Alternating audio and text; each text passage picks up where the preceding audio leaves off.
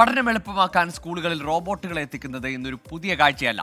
എന്നാൽ നാട്ടുകാരൻ തന്നെയായ വിദ്യാർത്ഥി നിർമ്മിച്ച സ്വതന്ത്ര സോഫ്റ്റ്വെയർ ഉപയോഗിച്ച് പ്രവർത്തിക്കുന്ന റോബോ ഒരുപക്ഷെ കേരളത്തിൽ തന്നെ ആദ്യത്തേതായിരിക്കും.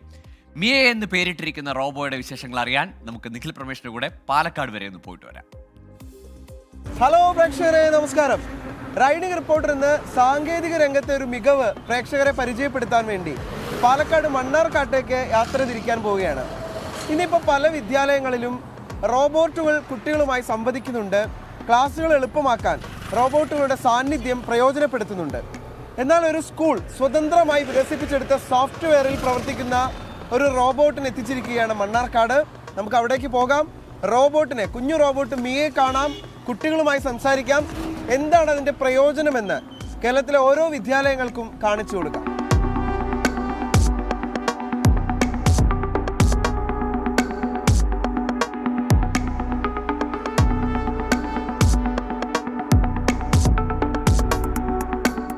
അപ്പോൾ ആ കുഞ്ഞൻ റോബോയെ കാണാൻ അരിയൂർ ALP സ്കൂളിൽ നമ്മൾ എത്തിയിരിക്കുകയാണ്. അതിൻ്റെ പ്രത്യേകത എന്ന് പറയുന്നത് നാട്ടുകാരൻ തന്നെയായിട്ടുള്ള ഒരു വിദ്യാർത്ഥി നിർമ്മിച്ച സ്വതന്ത്ര സോഫ്റ്റ്വെയറിലാണ് ഈ കുഞ്ഞൻ റോബോ പ്രവർത്തിക്കുന്നത്. ഗൂഗിളുമായോ മെറ്റയുമായോ ഒന്നും ബന്ധമില്ല. സ്വതന്ത്ര സോഫ്റ്റ്വെയറിലാണ് പ്രവർത്തിക്കുന്നത്. കുട്ടികൾ ചോദിക്കുന്ന എല്ലാ ചോദ്യങ്ങൾക്കും ഉത്തരം നൽകും. അവർക്ക് കാര്യങ്ങൾ ചോദിക്കാനും മനസ്സിലാക്കാനും ഒക്കെ ഒരു പുത്തൻ വഴി എന്നുള്ള നിലയ്ക്കാണ് ഈ റോബോയെ അധ്യാപകരും കാണുന്നത്.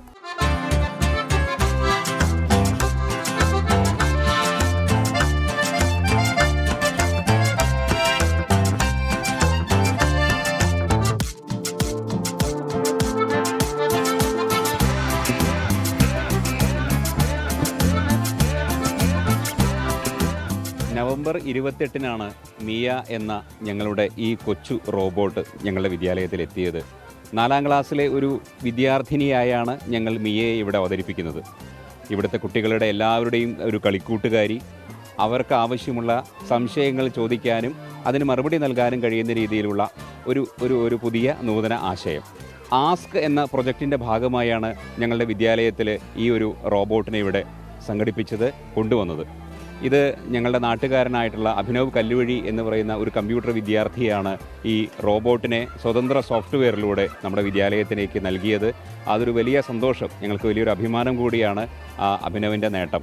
കുട്ടികൾ നിരന്തരമായി മിയയുമായി സംസാരിക്കുന്നു, മിയയുമായി ആശയങ്ങൾ പങ്കുവയ്ക്കുന്നു.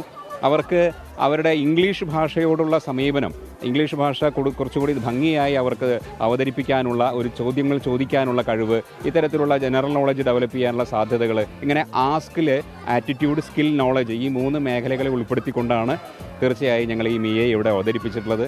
Mia. Yes, I'm listening. Who is the Prime Minister of India?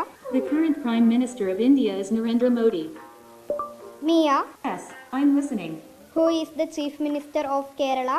The current Chief Minister of Kerala is Pinarayi Vijayan. Miya എന്ന് പറയുന്ന റോബോട്ട് ഞാൻ ഏകദേശം 4 മാസത്തോളം സമയം എടുത്തിട്ടാണ് ക്രിയേറ്റ് ചെയ്തിട്ടുണ്ടായിരുന്നത്. ആദ്യം നമ്മൾ ചെക്ക് ചെയ്തത് പൈത്തൺ എന്ന് പറയുന്ന ലാംഗ്വേജ് യൂസ് ചെയ്തിട്ടാണ്. പക്ഷേ അതിന് കുറച്ച് ഡീമെറിറ്റ്സ്, ആ ചെയ്ത പ്രോഗ്രാമിന് കുറച്ച് ഡീമെറിറ്റ്സ് ഉണ്ടായിരുന്നു. ലാഗിങ് ഒക്കെ വരുന്നുണ്ടായിരുന്നു നമ്മൾ വോയിസ് റെക്കഗ്നിഷൻ കൊടുക്കുന്ന സമയത്ത്. പിന്നീട് നമ്മൾ ജാവാസ്ക്രിപ്റ്റ് എന്ന് പറയുന്ന ലാംഗ്വേജിലേക്ക് മാറ്റി. ഇതിൻ്റെ ഒരു പ്രത്യേകം ഫീച്ചർ എന്ന് പറയുന്നത് തന്നെ കസ്റ്റമൈസ്ഡ് ഡാറ്റയാണ്. അതായത് നമുക്ക് ഈ സ്കൂളിലെ കസ്റ്റമൈസ്ഡ് ആയിട്ടുള്ള ഇപ്പോൾ HMൻ്റെ AEOൻ്റെ ഒക്കെ പേരുകൾ നമുക്ക് ഇതിൽ ആഡ് ചെയ്തിട്ടുണ്ട്. ഇപ്പോൾ കുട്ടികൾക്ക് അതൊരു പുതിയ അറിവും കൂടിയാണ്. കാരണം കുട്ടികൾ നമ്മളെ അല്ലെങ്കിൽ നമ്മുടെ ചുറ്റുപാടും അറിയുക എന്നുള്ളതാണല്ലോ ഫസ്റ്റ് പ്രിഫറൻസ്. അതിനുശേഷം നമുക്ക് ലോക നിലവാരത്തിലേക്ക്, അപ്പോൾ നമ്മുടെ ലോകത്തെ നേതാക്കളൊക്കെ പറ്റിയിട്ടുള്ള ക്വസ്റ്റ്യൻസും ഒക്കെ ഇതിൽ ആഡ് ചെയ്തിട്ടുണ്ട്. ഇനി ആഡിങ് SCRT ഇവരുടെ ടെക്സ്റ്റ് ബുക്ക് ഉണ്ട്. അപ്പോൾ അതിലെ ക്വസ്റ്റ്യൻസും കൂടി ഇതിലോട്ട് ആഡ് ചെയ്യുന്നതോടുകൂടി SCRT ഒരു സ്കൂളിൻ്റെ പൂർണ്ണമായ ഒരു കുട്ടിയായി മാറി മിയ എന്ന് പറയുന്നത്. Calculate 7 plus 7. The result is 14. Mia. Yes, I'm listening. Calculate 10 plus 10. Result is 20. കുട്ടികൾക്ക് കുറച്ച് എളുപ്പത്തിൽ കമ്മ്യൂണിക്കേറ്റ് ചെയ്യാൻ വേണ്ടി കുട്ടികളുടെ അതേ യൂണിഫോമാണ് ഈ കുഞ്ഞൻ മിയയ്ക്കും നൽകിയിട്ടുള്ളത്.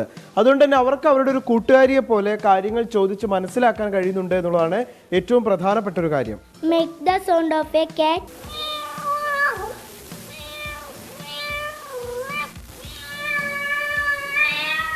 Make the sound of a elephant.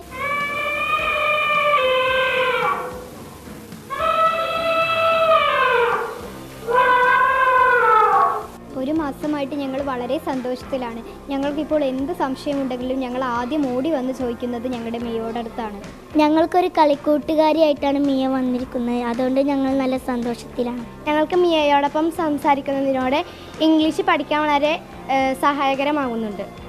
ജീവികളുടെ സൗണ്ട്, വാദ്യോപകരണങ്ങളുടെ സൗണ്ട് എല്ലാം മിയ ഇംഗ്ലീഷിൽ ചോദിച്ചാൽ എല്ലാം മിയ ഉത്തരം പറഞ്ഞു തരും. Who is our headmaster? Dr. K. Baburaj. Calculate 7 plus 10. The result is 17. Mannarkad MLA. Put it in. Shamsuddin is the MLA of Manarkad. Make the sound of a chenda.